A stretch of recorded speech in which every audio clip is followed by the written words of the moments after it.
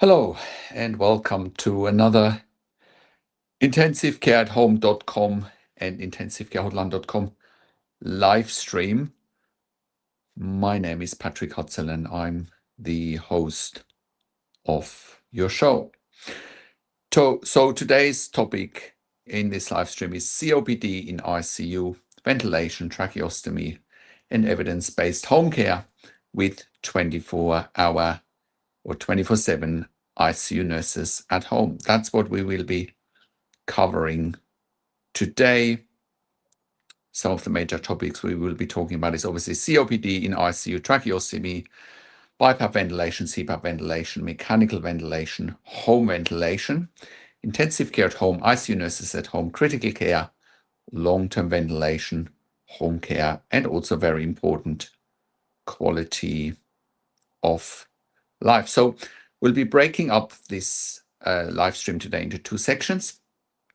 The first section is COPD in hospitals, in ICU in particular, whether it's long-term ventilation with tracheostomy or whether it's non-invasive ventilation such as BiPAP or CPAP. For COPD patients in ICU, we're talking about tracheostomy procedures and management. And then when mechanical ventilation becomes necessary, ICU challenges with COPD patients, non-invasive ventilation in ICU, BiPAP and CPAP. That's what we are covering in the first part of this presentation. And in the second part of the presentation, we obviously talk about COPD, discharge home from intensive care with intensive care, nurses 24/7, evidence-based mechanical home ventilation guidelines, 24/7 critical care registered nurses at home to make that transition from ICU possible, community access and quality of life improvements at home, and non-invasive ventilation at home, BiPAP or CPAP. So why does this matter today? Because simply there's a lot of COPD patients stuck in ICU long-term, and they don't know where to go, and they're often being told by intensive care units that, they won't have any quality of life at all, and that we should just stop treatment, and because there's nowhere to go to for them, and nothing could be further from the truth. Because with intensive care at home, we can provide quality of life at home for long-term ventilated COPD patients, whether it's with tracheostomy or without tracheostomy on BiPAP or CPAP ventilation. So also, if you enjoy my videos, if you enjoy my YouTube channel, and if you find value in what I'm doing here, like the video, subscribe to my YouTube channel, hit the notification bell, and share the video with anyone that can or will benefit from the information that I'm sharing here. I also want to welcome everyone on this live stream. I also want to welcome the viewers that watch this video on replay, because I know we get quite a few viewers on replay. Now, also, my name is Patrick Hutzel. I am the host of this show today. What makes me qualified to talk about COPD in ICU and then talking about COPD patients at home with intensive care at home? I'm a critical care nurse by background, having worked in critical care nursing for over 25 years in 3 different countries, where I worked as a nurse manager for over 5 years, and where I've been consulting and advocating for families in intensive care since 2013 all around the world. I'm also the founder and managing director of Intensive Care at Home. With Intensive Care at Home, we are sending our critical care nurses into the home 24 hours a day for long-term ventilated adults and children with tracheostomies, BiPAP and CPAP ventilation at home without tracheostomy, tracheostomy care without ventilation, cough assist management at home, ventilation weaning at home, TPN, home IV potassium, home IV magnesium, home IV antibiotic infusions, central line, PICC line, Hickman's line, as well as port management at home, PEG, PEG tube management at home, nasogastric tube, nasojejunostomy tube management at home, as well as palliative care services at home. We also manage suprapubic catheters at home and indwelling catheters at home. So today, and we're also providing level 2 and level 3 NDIS support coordination with intensive care at home, and we're also providing TAC and WorkSafe case management. So today's topic is COPD in ICU with long-term ventilation and tracheostomy or BiPAP, CPAP, and most importantly, how patients can transition to evidence-based intensive care at home if they're stuck in ICU long-term with COPD. And, invasive ventilation, tracheostomy, or with non-invasive ventilation, such as BiPAP or CPAP. Now, also, drop your comments in the comment section. If you have any questions, please stay on topic. If we have time at the end, we can we can cover other topics as well, but if you can keep your questions to today's topic, which is obviously COPD in ICU or COPD at home with intensive care at home.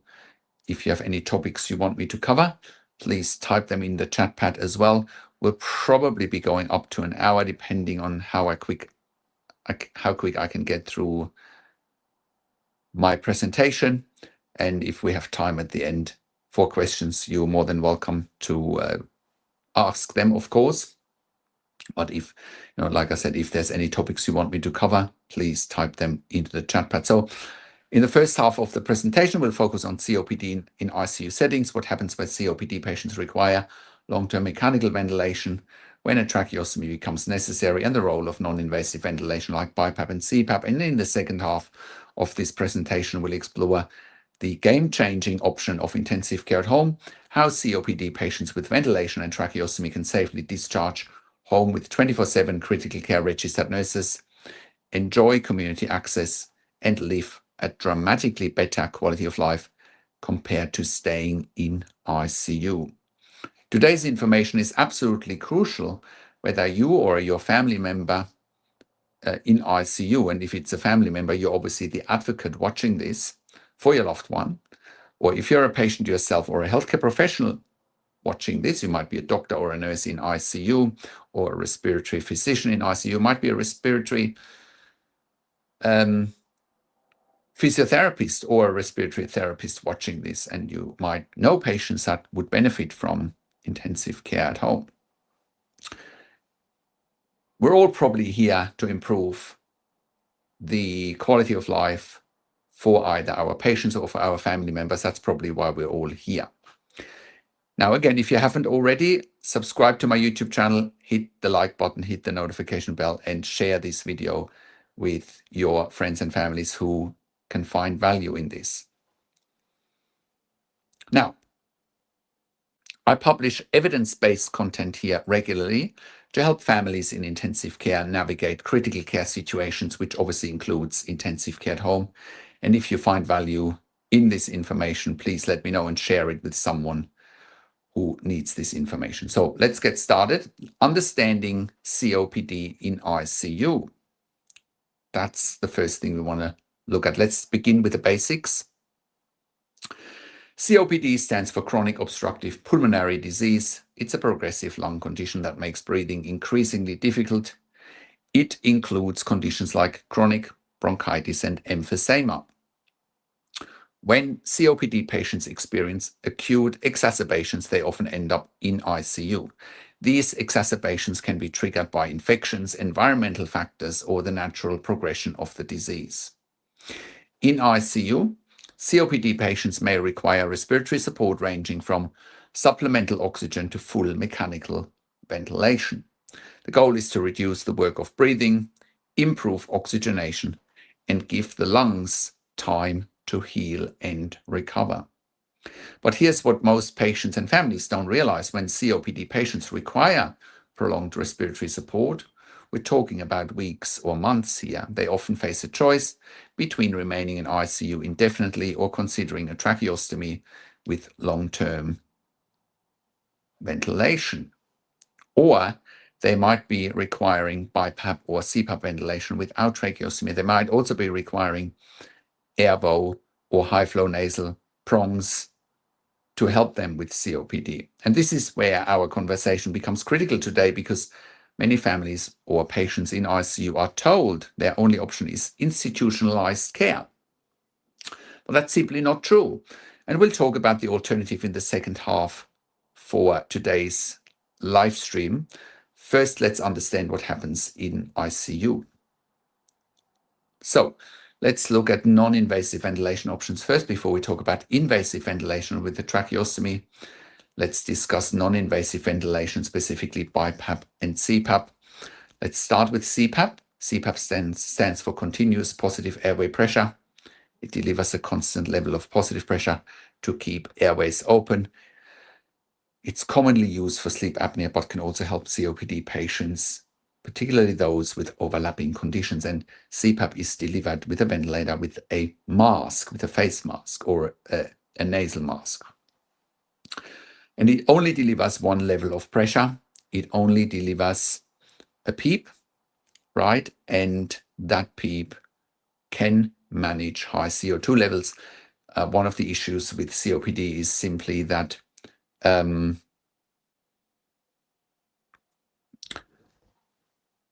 levels are rising, right?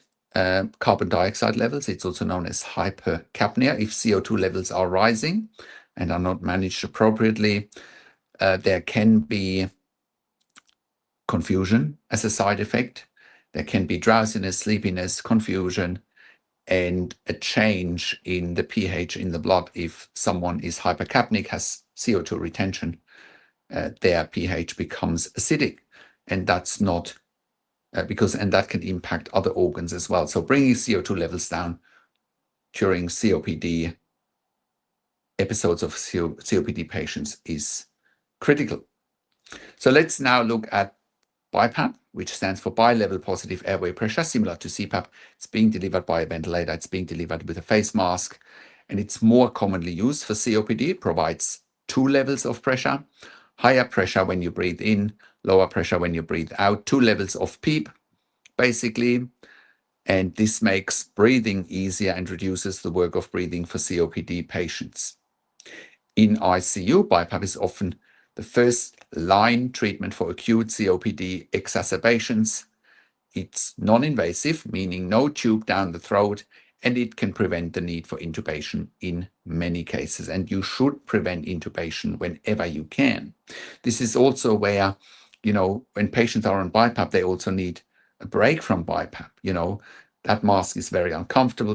People need to eat, drink, brush their teeth, whatever the case may be.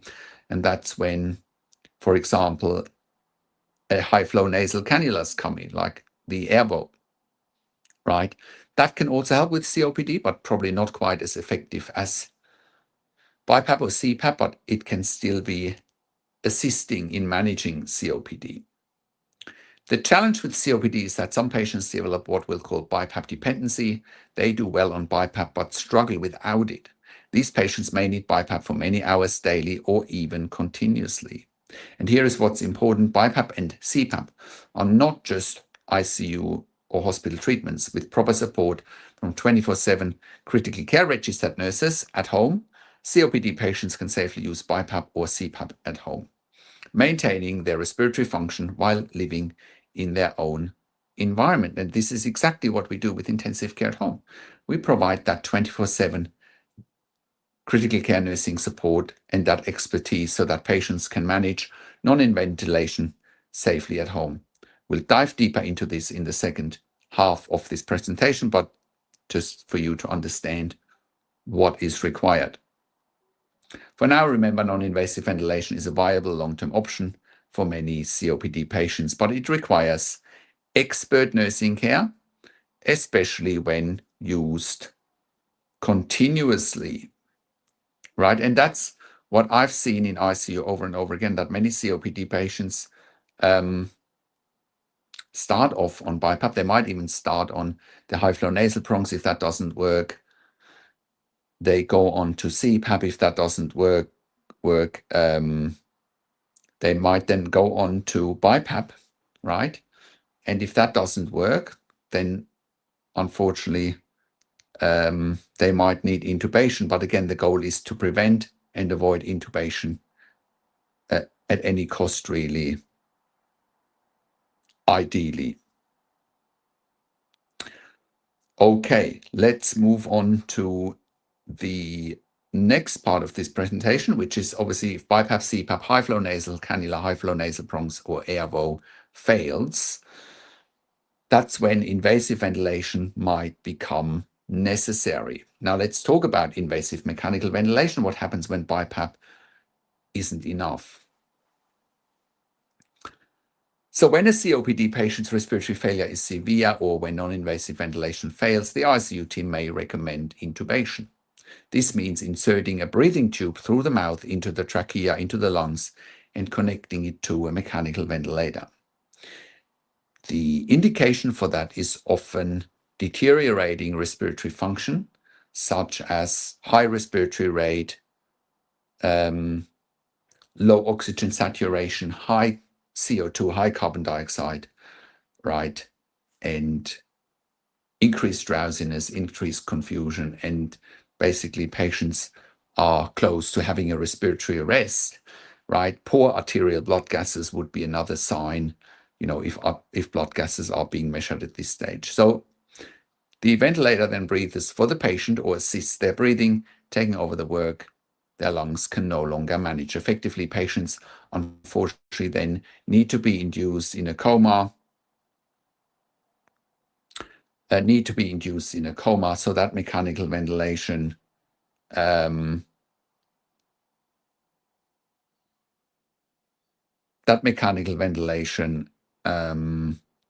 be tolerated.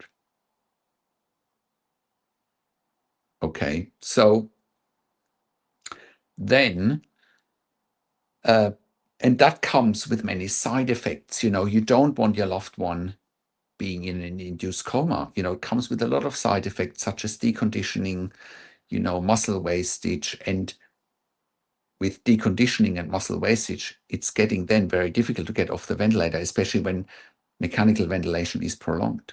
And I can tell you again from my own experience, having worked in ICU for so long, it can be very difficult getting COPD patients off the ventilator, right? Therefore, the ventilator then breathes for the patient or assists their breathing. Taking over the work for their lungs can no longer manage effectively.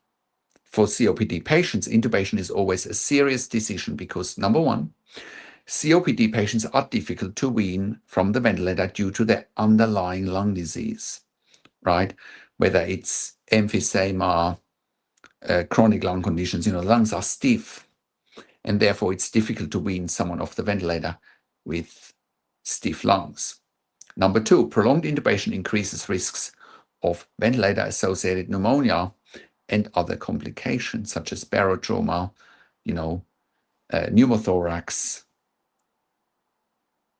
and the rest of it. Number three, the longer someone remains intubated, the harder it becomes to remove the breathing tube. This is why ICU teams try to avoid intubation when possible, using BiPAP first, but sometimes there is no choice. If a COPD patient remains intubated beyond 7 to 14 days, the medical team usually begins discussing tracheostomy. Usually, this is a pivotal conversation that families need to understand fully. Many families fear tracheostomy, thinking it means their loved one will never breathe normally again. Others see it as the end of the road. But I want to reframe this for you today. Tracheostomy can actually be a bridge to a much better quality of life, specifically a bridge to going home with proper intensive care support at home. But let's talk about what a tracheostomy actually involves. So tracheostomy for COPD patients, or tracheostomy in COPD management. A tracheostomy is a surgical procedure where a hole is created in the front of the neck into the trachea and a tracheostomy tube is inserted. This provides a direct airway bypassing the mouth and throat. For COPD patients requiring long-term ventilation, tracheostomy offers several advantages over prolonged intubation. First, it is more comfortable compared to a breathing tube. If you are watching this and you have ever seen your loved one with a breathing tube in their mouth, or God forbid you had one yourself, it is very uncomfortable, and that's why patients require an induced coma, right? With a tracheostomy, Patients can often communicate easier, sometimes eat and drink, and move more freely with a tracheostomy compared to having a breathing tube through the mouth. Number 2, it reduces sedation and opiate requirements. Patients on tracheostomy ventilation can be more awake and interactive. They can also be mobilized much easier. Number 3, it's safer for long-term use with lower infection risks compared to prolonged oral intubation. Number 4, it facilitates weaning trials and respiratory therapy. Now, here's the crucial point. A tracheostomy with mechanical ventilation requires specialized nursing care 24/7. A tracheostomy can only be managed with nurses that have worked in critical care nursing for a minimum of 2 years. And really what it comes down to, it can only be managed safely in a traditional hospital ICU setting, which means remaining in the hospital almost indefinitely or transferring in the US, for example, to a long-term acute care facility, which we don't recommend, full stop. But, and this is where it gets important and where the rubber hits the road, with 24/7 critical care registered nurses or ICU nurses, COPD patients with tracheostomy on ventilation can go home with intensive care at home, right? And this is by no means experimental. This is evidence-based care backed by established evidence-based mechanical home ventilation guidelines. Our clients at Intensive Care at Home prove this every single day. We've proven it since 2012 with Intensive Care at Home. Other organizations in other countries, such as Germany, Austria, Switzerland, France, Italy, have proven it since the late 1990s that, patients from intensive care can go home safely with intensive care at home services as long as equivalent services are being provided in the home, i.e. 24/7 critical care trained nurses. And what I haven't mentioned early on is, I have worked in critical care nursing for over 25 years in 3 different countries, and I was fortunate enough in the early 2000s to become part of a startup service in Germany where we were the first ones basically taking intensive care patients home on ventilation and tracheostomy. And, I've been exposed to intensive care and intensive care at home for a long time. I argue there are not many people out there who have seen as many ventilated and tracheostomy clients in the community like I have. So, and I've seen thousands of patients in ICU, and I've seen hundreds of patients in the community with ventilation and tracheostomy. Now, before we transition talking about home care, let me address the reality of long-term ICU stays for COPD patients with ventilation, because that reality is pretty bleak. That reality is pretty bleak, like for any long-term ICU patient, really.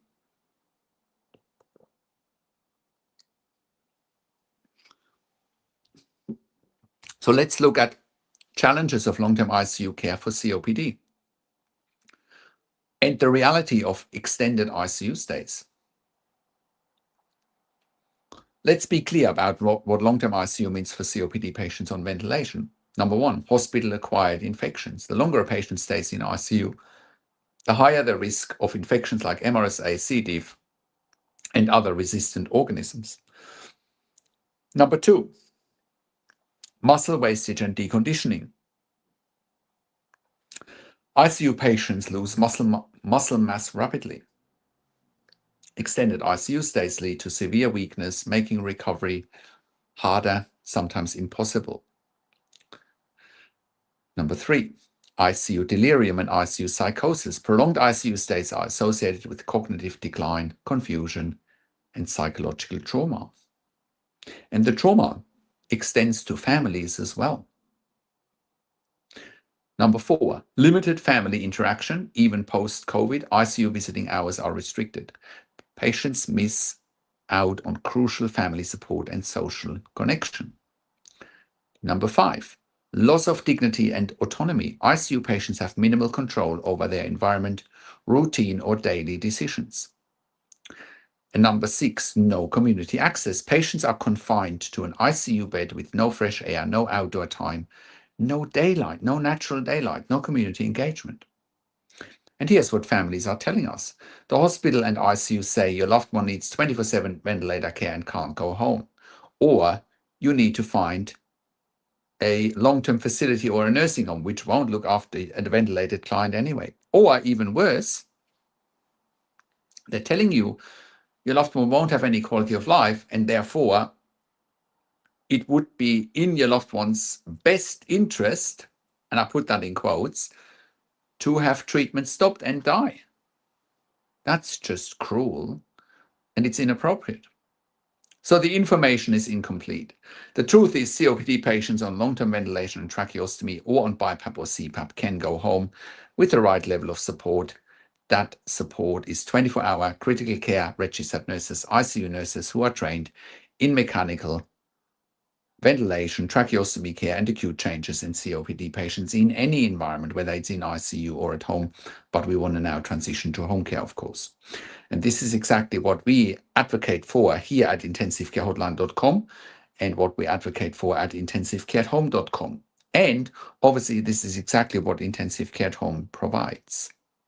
So let's look at transitioning from ICU to home care, advocating for home discharge. As we wrap up this first half where we looked at ICU, what's happening in ICU for COPD patients, I want to talk about the advocacy that goes right along with it. If your loved one has COPD and is on long-term ventilation or has a tracheostomy, you have the right to ask about home discharge with intensive care at home support.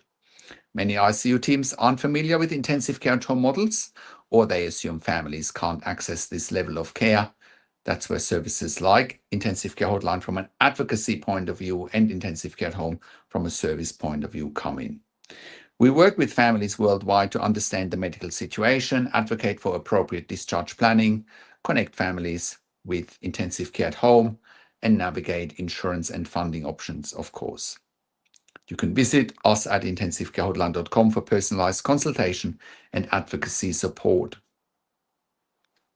The key message: never accept impossible as an answer until you've explored all options.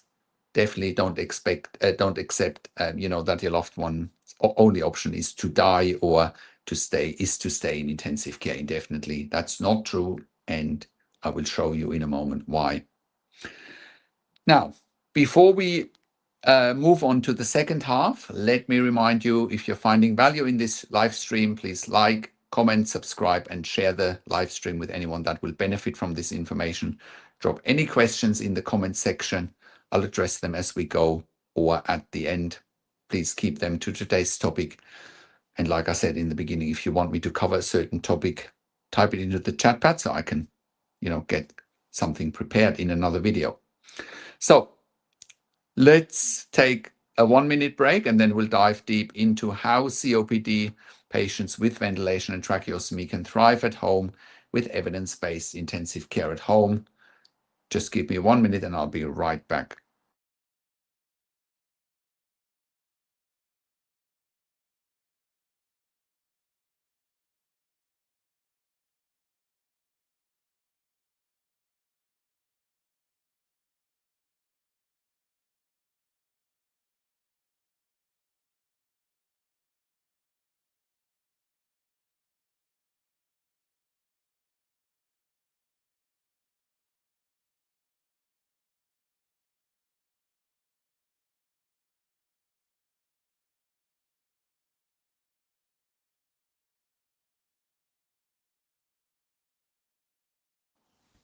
Okay, let's now look at COPD patients in intensive care and how they can go home with intensive care at home.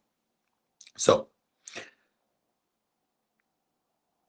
if you've just joined us now, we're talking about COPD patients with long-term ventilation and tracheostomy, or COPD patients on BiPAP, CPAP, and high-flow nasal cannula, high-flow nasal bronchs, and how they can transition from ICU to home with proper support. Now we're focusing in the second half of this presentation, we're focusing on intensive care at home, what it is, how it works, and why it's a game changer for COPD patients in ICU with BiPAP, CPAP, high-flow nasal bronchs, oxygen, as well as invasive ventilation with tracheostomies. And obviously, it's also a game changer for the families. So we will now cover evidence-based mechanical home ventilation guidelines that you can find on our intensivecareathome.com website, the role of 24/7 critical care registered nurses, how tracheostomy and ventilation care works at home, community access and quality of life, non-invasive ventilation at home with BiPAP and CPAP, and real outcomes from our clients. Number one, let's look at safety first and foremost, because what we do with intensive care at home needs to be safe first and foremost, and that's where the evidence-based mechanical home ventilation guidelines come in that you will find on our website at intensivecareathome.com. It's not a new guideline, but it's dramatically underutilized because many healthcare providers and hospitals simply don't know that it's an option.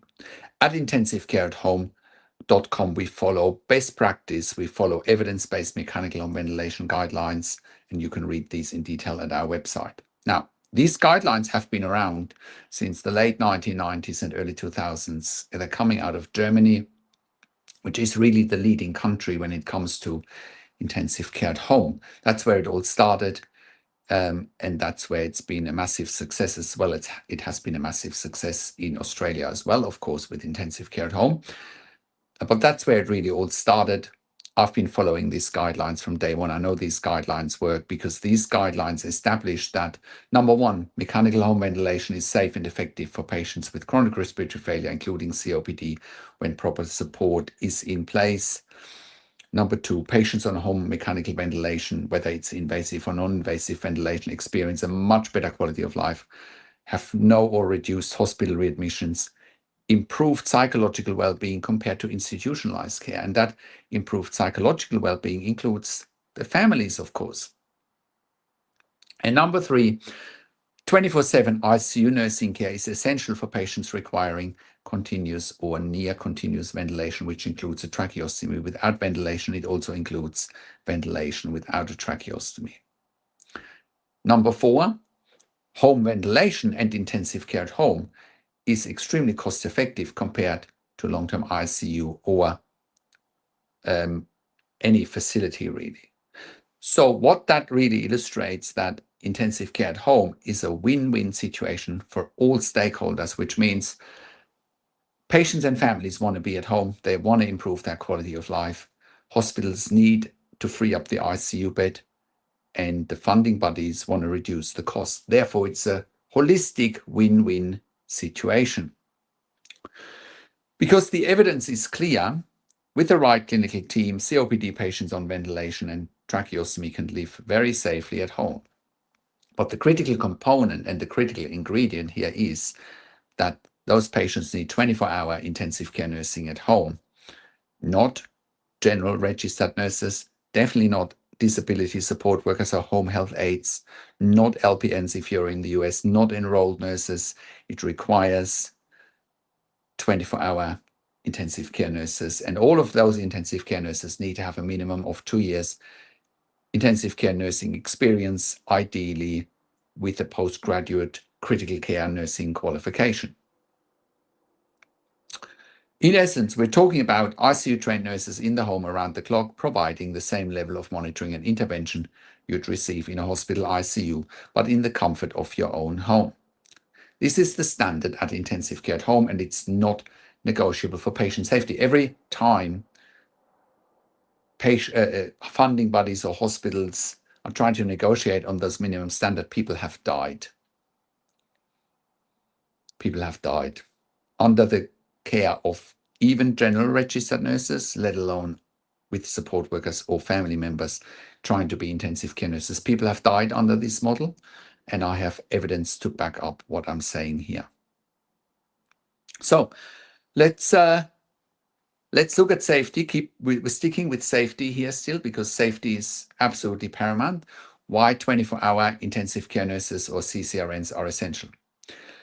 Let's talk about what critical care registered nurses, CCRNs, actually do for ventilated COPD patients at home. Number one, ventilation management. Critical care nurses, ICU nurses, monitor ventilator settings, respond to alarms, troubleshoot equipment issues, adjust settings as needed based on patient status, They also prevent issues such as, pneumothoraxes, etc.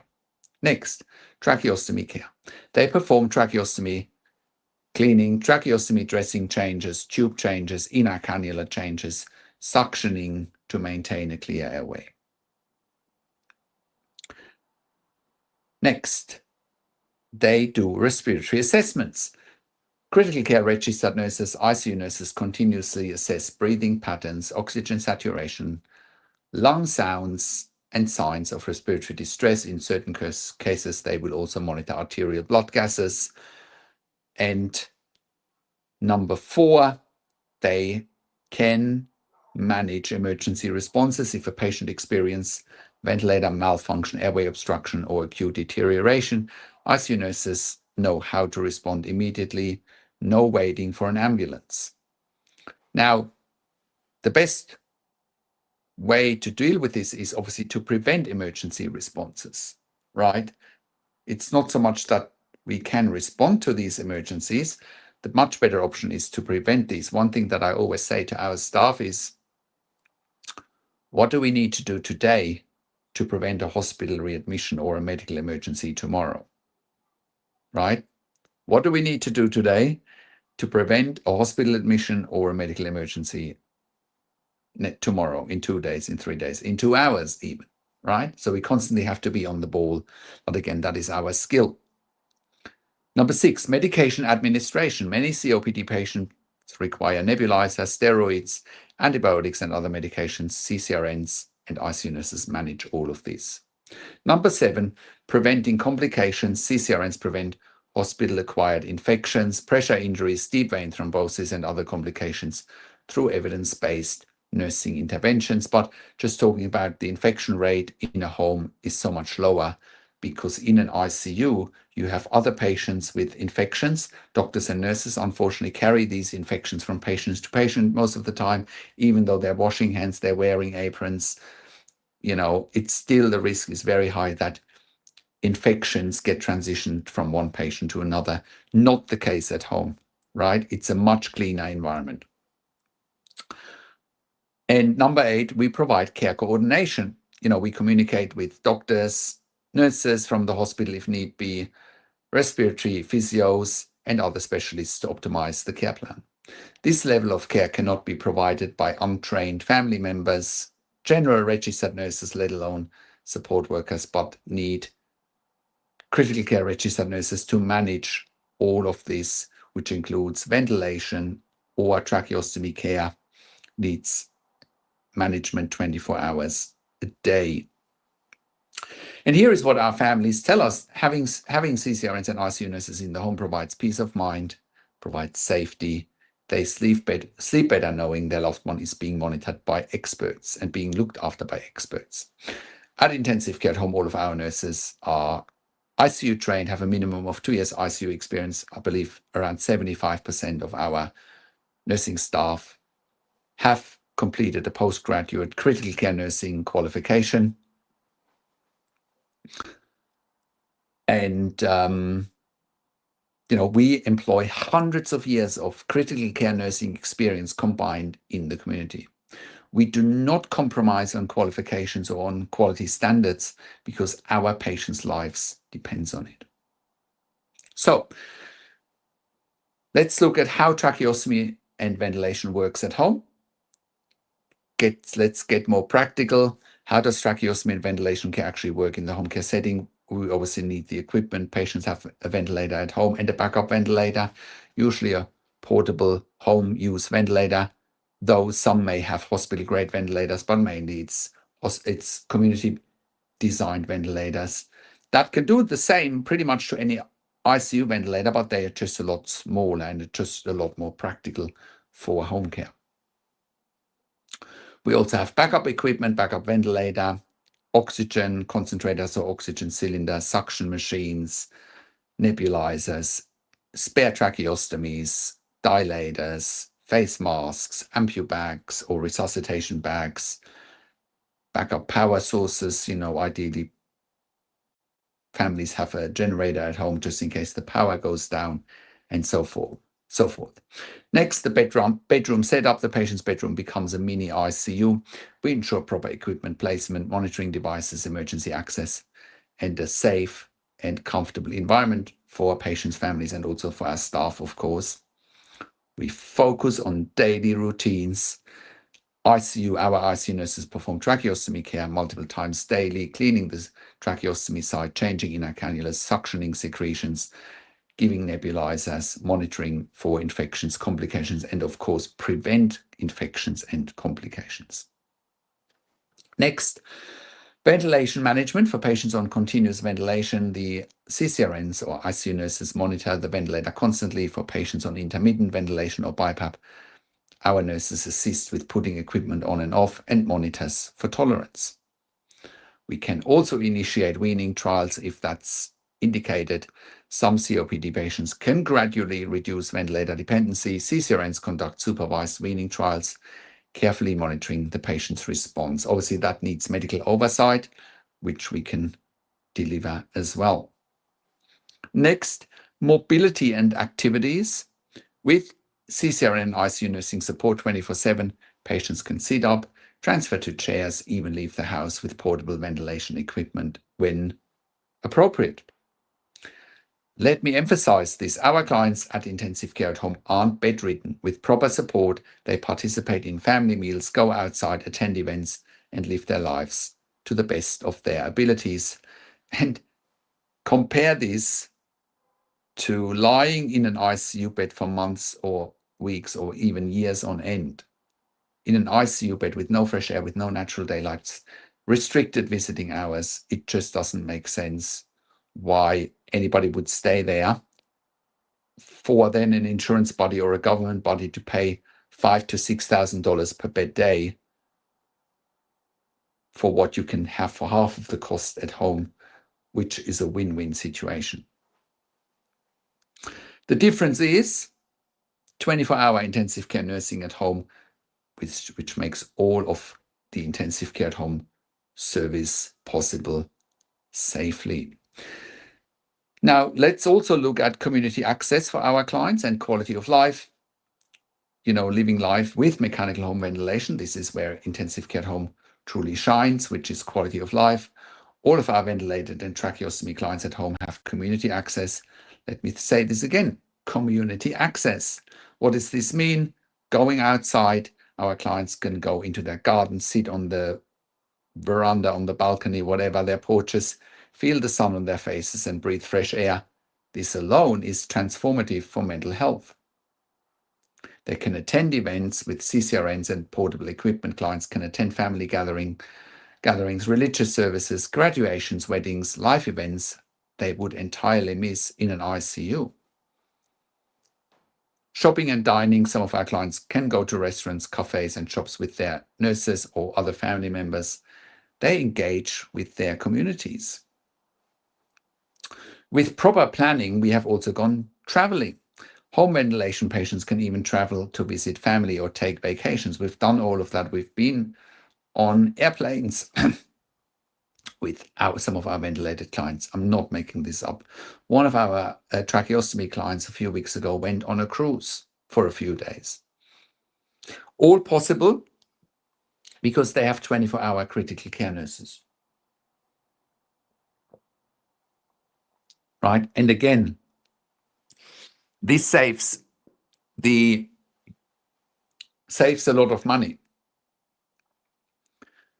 Now let's look at social connections. Being at home means constant access to family and friends. Children can visit freely. Spouses can sleep in the same bed. Life continues. Compare this to ICU. No outdoor access, restricted visiting hours, no community engagement, complete isolation from normal life, sensory deprivation, sleep deprivation, loss of autonomy. At home, you can tell us how you want your day to look like. In ICU, the ICU will tell you what your day will look like. And that's simply not good enough. The psychological impact of being at home versus being institutionalized cannot be overstated. Our clients tell us they feel human again. Our families tell us they feel human again. They feel like themselves. They have purpose, joy, and connection.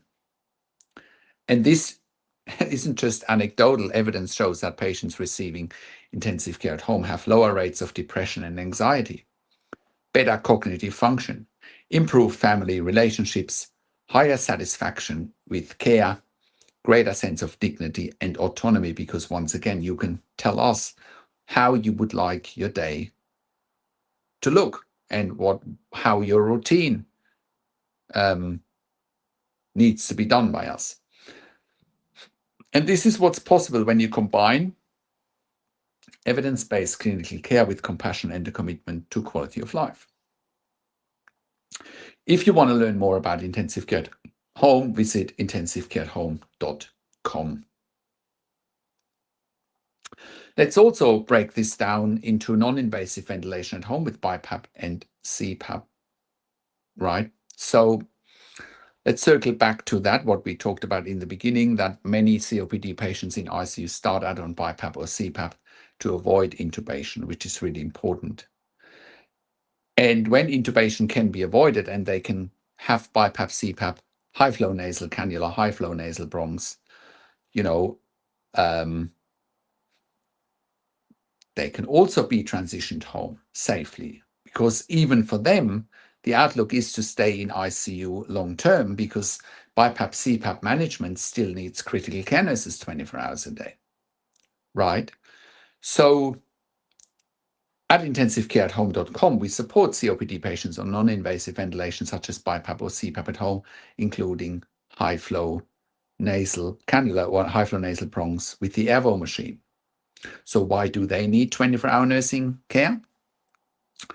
Well, for example, mask intolerance. BiPAP and CPAP require tight-fitting masks, which can cause skin breakdown, discomfort, and anxiety. CCRNs help with mask fitting, breaks, and skin care, right? Also, a lot of COPD patients may not be strong enough to put the mask on and off.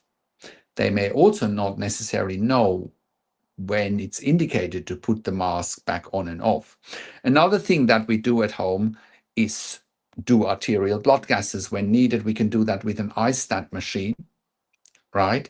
Of course, you want to monitor CO2 and PO2 without arterial blood gases, but the gold standard is really to do blood gases at home as well, which includes, having an iStat machine available at home. Another reason you need 24-hour nursing care at home with critical care nurses if you're on BiPAP or CPAP with COPD is aerophagia. That means some patients swallow air with BiPAP, causing bloating and discomfort. Nurses monitor for this and adjust settings or positioning. There's also a higher risk of aspiration when patients swallow air with BiPAP or CPAP. Also, BiPAP needs or CPAP needs equipment management. BiPAP machines can malfunction or alarm. You need to be able to interpret the alarms. You can't just switch the silence button and not knowing why you're switching off the silence button. There could be an alarm because a patient has a pneumothorax or a barotrauma, which means they have a hole in their lung, right? So similar to ICU, right? Or ICU nurses need to listen to the patient's chest continuously, especially with COPD, making sure there's enough air going into the lungs, otherwise there's no point. Also, our nurses need to monitor ventilation tolerance, because not all COPD patients at home can tolerate non-invasive ventilation equally throughout the day or at night. CCRNs assess the respiratory status and know when to escalate care if needed. Also, another very important factor is that at home, intubation and hospital admission needs to be avoided. With proper BiPAP or CPAP management at home, many COPD patients avoid hospital, ICU readmissions and intubation, which is absolutely critical.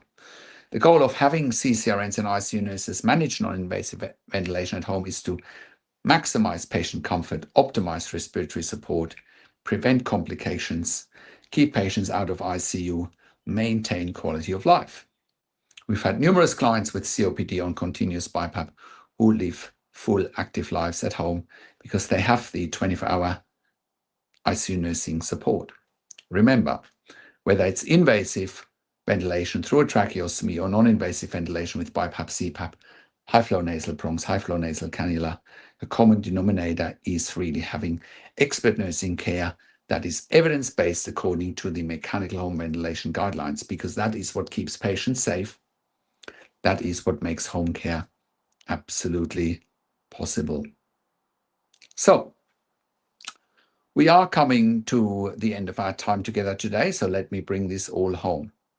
If your loved one has COPD and is facing long-term ventilation, tracheostomy, or continuous BiPAP, CPAP, or high-flow nasal cannula in the mix, you have options. You don't have to accept indefinite ICU stays or institutional care facilities, or a talk about end of life, saying, oh, it's in your loved one's quote-unquote best interest to have treatment removed, because if they do survive, they won't have any quality of life. Nothing could be further from the truth. We have proven this over and over and over again. Because with 24/7 ICU nurses at home, COPD patients can receive evidence-based intensive care at home, maintain community access, and live with dignity and quality of life. So, if you need help navigating an ICU situation right now, and you need advocacy to take the first steps, go to intensivecarehotline.com. We provide ICU consultations, advocacy, and support to help families in intensive care understand their options and make informed decisions. If you're interested in intensive care at home for yourself or a loved one, go to intensivecareathome.com.